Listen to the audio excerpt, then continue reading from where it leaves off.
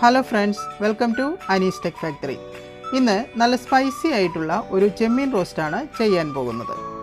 ഇത് plain ബിരിയാണിക്കും white റൈസിനും വളരെ നല്ലൊരു കോമ്പിനേഷൻ ആണ്. അതിനുവേണ്ടി ഞാൻ ഇവിടെ 1 കിലോ ചെമ്മീനാണ് എടുത്തിരിക്കുന്നത്. ആദ്യം ഇത് നന്നായിട്ടൊന്ന് ക്ലീൻ ചെയ്തെടുക്കാം.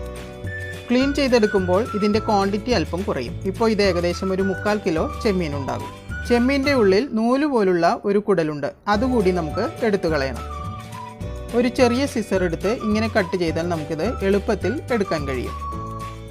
ഇതിപ്പോൾ വലിയ ചെമ്മീനായതുകൊണ്ട് ഈസി ആയിട്ട് എടുക്കാൻ സാധിക്കും.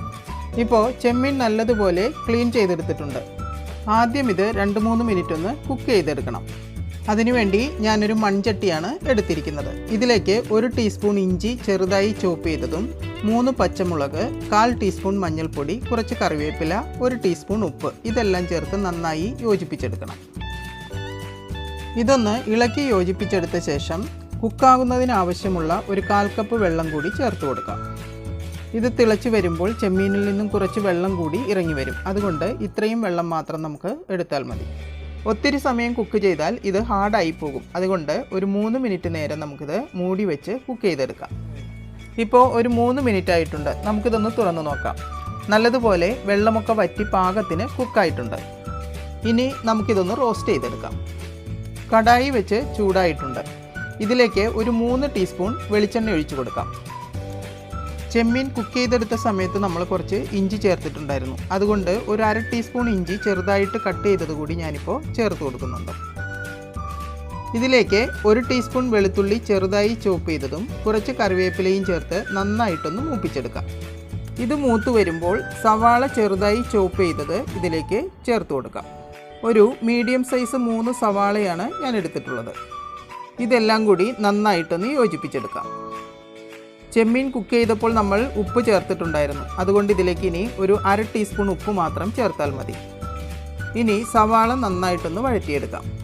ഒരു മീഡിയം ഫ്ലെയിമിൽ വെച്ച് 3-4 മിനിറ്റ് സമയമെടുത്ത് വേണം വഴറ്റിയെടുക്കാൻ. സവാള ഇപ്പോൾ ഒരുവിധം വഴന്നു വന്നിട്ടുണ്ട്.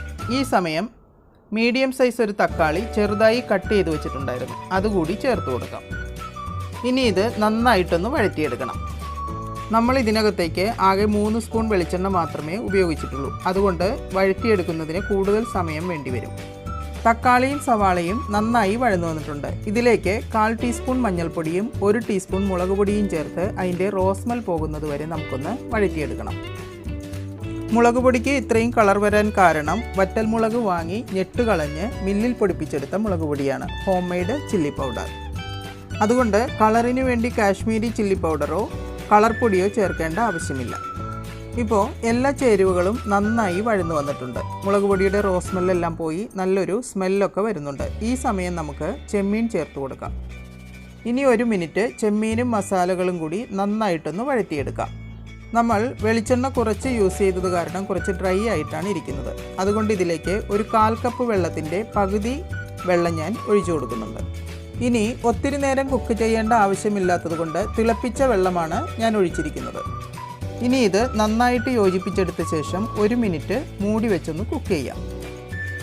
ഇപ്പോൾ 1 മിനിറ്റ് ആയിട്ടുണ്ട്. നമുക്കിതൊന്ന് തുറന്നു നോക്കാം. ഇപ്പോൾ ചെമ്മീനിലേക്ക് മസാലയൊക്കെ നന്നായി പിടിച്ചിട്ടുണ്ട്. ഈ സമയം 1 ടീസ്പൂൺ പെപ്പർ പൗഡർ കൂടി ചേർത്ത് കൊടുക്കാം. അതോടൊപ്പം 1 ടീസ്പൂൺ ഗരം മസാലയും കൂടി ചേർത്ത് നന്നായി യോജിപ്പിച്ചെടുക്കാം. ഇപ്പോൾ നമ്മുടെ സ്പൈസി ആയിട്ടുള്ള ചെമ്മീൻ റോസ്റ്റ് റെഡി ആയിട്ടുണ്ട്. എരിവിന് വേണ്ടി നമ്മൾ പച്ചമുളകും മുളക് പൊടിയും പെപ്പർ പൗഡറും ചേർത്തിട്ടുണ്ട്. എരിവ് കുറവ് വേണമെന്നുള്ളവർക്ക് ഇതൊക്കെ കുറയ്ക്കാവുന്നതാണ്. എന്നാലും ചെമ്മീൻ റോസ്റ്റ് കഴിക്കുമ്പോൾ അല്പം കാരസാരമായിട്ടിരിക്കണം, എന്ന് വെച്ചാൽ നല്ല എരിവ് വേണമെന്ന്. അപ്പോൾ നമ്മുടെ കിടിലൻ രുചിയിൽ നല്ല സ്പൈസി ആയിട്ടുള്ള ചെമ്മീൻ റോസ്റ്റ് റെഡി. ഇനി ഇതൊരു സെർവിങ് ബൗളിലേക്ക് മാറ്റാം. ചെമ്മീൻ റോസ്റ്റ് എല്ലാവർക്കും ഇഷ്ടമായി എന്ന് കരുതുന്നു. നിങ്ങളും ഇതൊന്ന് ട്രൈ ചെയ്ത് നോക്കണം. Okay, until then see you in the next video.